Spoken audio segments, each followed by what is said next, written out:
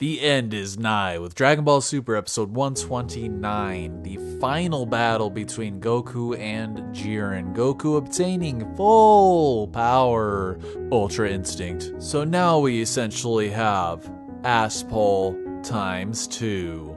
Or times 3 if you count the last one. So please don't hate me too much, but I'm gonna complain a little bit in this video. Maybe even rant a little bit, but who knows, let's see where it goes. So I just was not excited for the return of Ultra Instinct and Goku mastering Ultra Instinct and this whole final battle with Jiren and Goku. It's just been such a long time of just leading up to it, of being, looking forward to it. It's like, we know it's gonna happen. We're gonna have the final battle between these two guys, and like, we don't know what the circumstances are gonna be, but during the entire Tournament of the Power, but at least since the special, the Dragon Ball Super special, we knew that there was going to be a rematch, and we knew it was probably going to be at the end of the tournament. So maybe I feel more pumped about it if the whole Ultra Instinct Goku versus Kefla thing didn't happen, which is a whole another can of worms to open. But this is honestly, at this point, kind of dull for me. It's like the millionth time of surpassing your limits, and I get that's a theme in this whole arc, but it's like at a certain point where people are just constantly over and over again, different characters surpassing their limits, and he surpasses his limits, and she surpasses her limits, and then he does it, and then he does it again, and then he does it 5 more times. It just really diminishes the impact and the interest, honestly, that, surpassing your limits has. What was great about in Dragon Ball Z, they didn't surpass their limits 5 times in 5 minutes. If they couldn't beat their enemy, they couldn't beat their enemy. They had to go and train, and then to be able to beat their enemy. Gohan surpassed his limits against Cell. That was great. That was like a one-time thing in that arc of him like breaking through that roof or that ceiling of power that he had and obtaining Super Saiyan 2 and defeating Cell.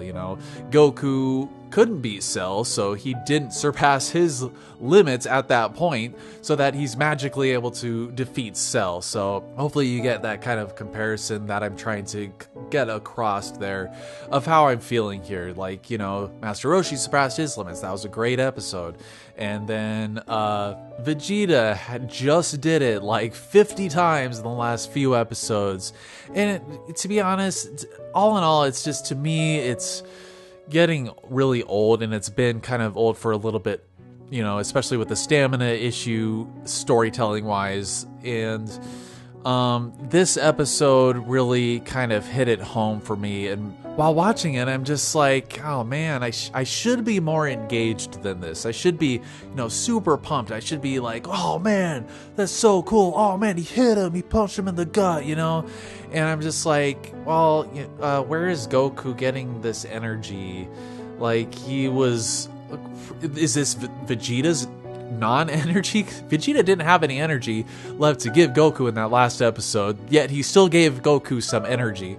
And then Goku is able to go blue, but he goes back from blue, and now he's Ultra Instinct. And how is he powering his body at this point, And I know it's been leading up to this. Each episode, everything's been leading up to this, so I should expect this to happen, and I do expect this to happen. It was very predictable.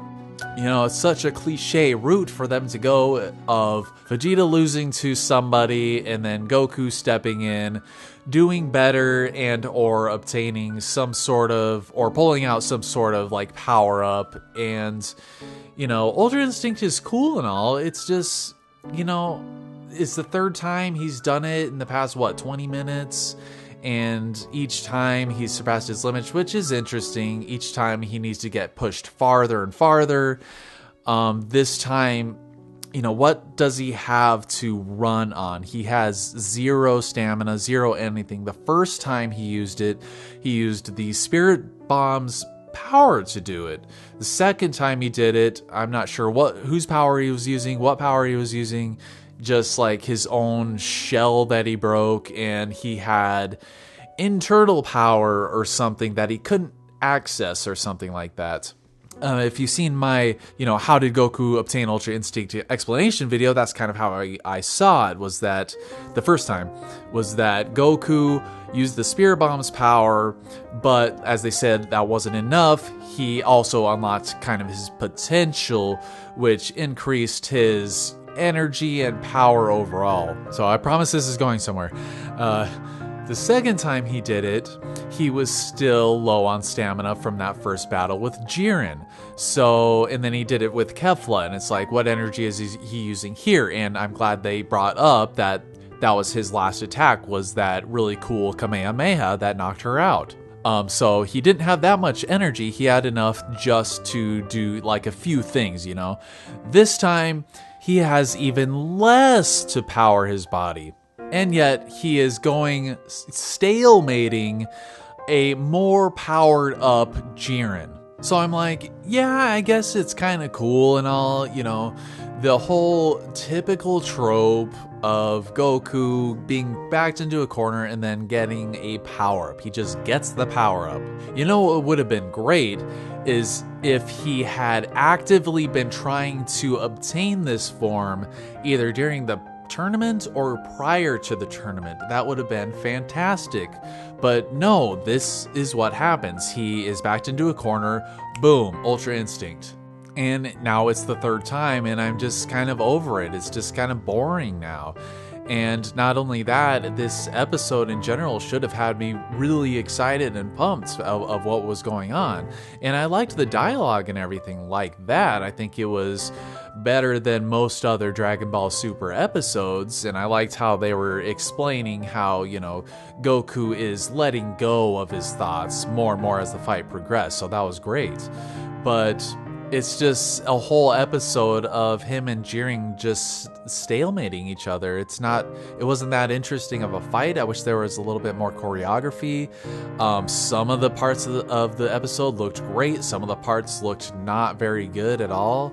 I guess I just had too high of expectations, to be honest, before going into this episode, I was like, I'm not too excited for Ultra Instinct. It's been drawn out too long. It's been done too often. And to be honest, like the way they explain Ultra Instinct is letting go of your thoughts and reacting on instinct, letting your body react without your thoughts getting in the way. And yet it's shown as an actual power-up. It's shown as an actual, transformation or form. The words that they use to explain it is the timing of the attacking and the reactions of instinct, and it doesn't explain at all how it closes the gap of power between Jiren and Goku. Unless I'm missing something that they actually said in the series. If I am missing something, let me know in the comments. I'd love to hear if I missed something and somebody caught it and I didn't. So, but as far as I can tell, they haven't explained the power increase part of Ultra Instinct. So, yeah, it's cool and all. I enjoyed a lot of it, but it's just a big problem that I have, that I should be more excited about this episode. I shouldn't think that it was just a dull episode. So now that at least most of the complaining is out of the way, let's talk about the good things. I loved how when Goku was doing the Kamehameha and they were blasting and just exploding all around the arena, they were just annihilating the arena, and you see the beams of light coming up from the ground. That was awesome. I also enjoyed some of the punching back and forth of Jiren and Goku with their lightning fast punches. I think that's just such a cool thing to see. And finally, nearing the climax of the episode, when Goku was hunched over, when Bellamont says, "Finish it, Jiren," which Jiren should have done that a long time ago, but he doesn't seem to think about it until Belmont says something, so that's kind of funny. But then he just starts raining the crap down on the arena and Goku with these thousands and thousands of punches and everything. It's so awesome. And you see this bubble around Goku, and it's Goku punching back, blocking all of Jiren's punches in that bubble around him. That was so freaking cool. And you see him, he's hunched over. It's kind of weird how he's hunched over, but then you see his arms just kind of twitch a little bit, and you can tell that he's going so fast that that's his arms going up to block each and every punch that Jiren is throwing at him. So cool. And then slowly and slowly, his arms start raising up, and you just see you get a really great sense of the speed of the attacks that's going on here. And then finally, boom, Goku kind of breaks through Jiren's attacks and is able to hit Jiren again. So that was awesome. And then obviously, as I predicted, the mastered full Ultra Instinct is not until this very end, when Goku finally just breaches past that and he's like glowing. It's pretty cool looking. And then Jiren powers up again and throws a blast, but Goku appears right there up with him. And it's awesome seeing like Jiren kind of reacting to this. Like, he didn't realize until the split second after he arrived there that he was there. So that was pretty cool. And so now, next episode, we will get the final battle, probably of Ultra Instinct Goku versus Jiren. I mean, I kind of hope Goku wins. Though it would also be interesting if time literally runs out in the middle of their fight and Universe 7 wins because there's Goku and Frieza and one person from Universe 11. So there you have it. So there's the end of Dragon Ball Super, everybody. But wouldn't that actually suck if they didn't finish their battle? If Goku and Jiren were like gonna hit each other with everything they have, one last hit, and then like the buzzer rings for the end of the tournament or some shit. That would suck. And there's one more thing. Why did we even get a backstory for Jiren if they're never going to mention it again? That's one of the problems I had with it. I was like, you know, I like the backstory. It'll be good if they touch up a little bit more on it, you know? So, who knows? Maybe they will in the next episode. I would like some dialogue between Goku and Jiren, but in this state that Goku's in, it doesn't seem like he's in the mood for talking very much, so... you know, it would be great to get a little bit more characterization for Jiren, you know, but it doesn't look like it's going to happen. And I think that's another thing that makes me just not care about this at all. It's just a really strong guy versus asshole Goku, you know? So, I don't know. What do you guys think? Are you guys hyped for this? Are you in the same boat as me for how you are feeling about what's going on? Just let me know in the comments. Did you like this episode? Let me know in the comments too. What was your favorite part of the episode? What was your least favorite part? At any rate, thank you for watching. If you're not subscribed to the channel, go ahead and subscribe. I'll do more videos in the future, and even when Dragon Ball Super ends, I got a lot of Dragon Ball videos planned, including a power level series. So thanks for watching. Take it easy.